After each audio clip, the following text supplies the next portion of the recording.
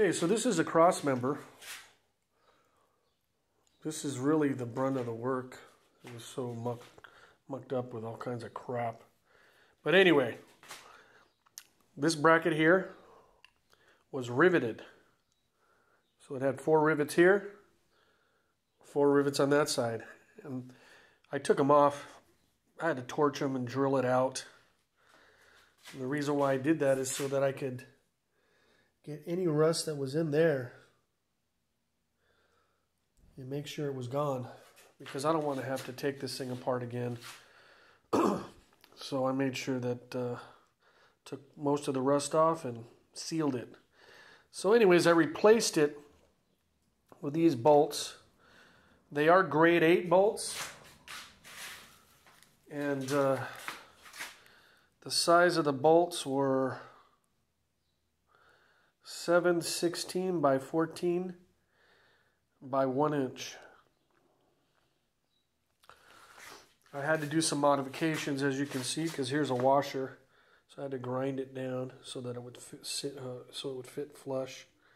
Likewise with this one, and I don't have any washers here because surprisingly, the local hardware store didn't have a complete set of 8 of these with washers, lock washers, and nuts. So I purchased what I could for now.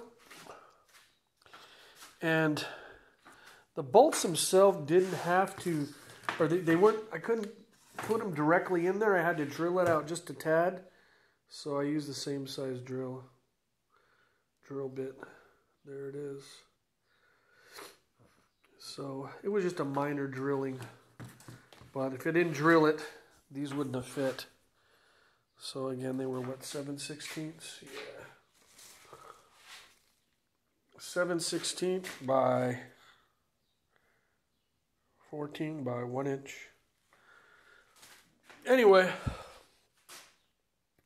gonna mock this up on my frame here and show you what that looks like when it's on there. Again, the reason why I did these this gray is because if there's anything leaking from the motor, if everything's black, sometimes it's more difficult to see it. So I figured if there's any leaking of any oil on the cross member, you'll see it. It'll come up clearly. So that's why I elected to go with gray. White, of course, I don't want to go that color. That's going to get dirty no matter what. But I figured gray was a nice medium. Smoke gray to be exact. Anyway, that's it.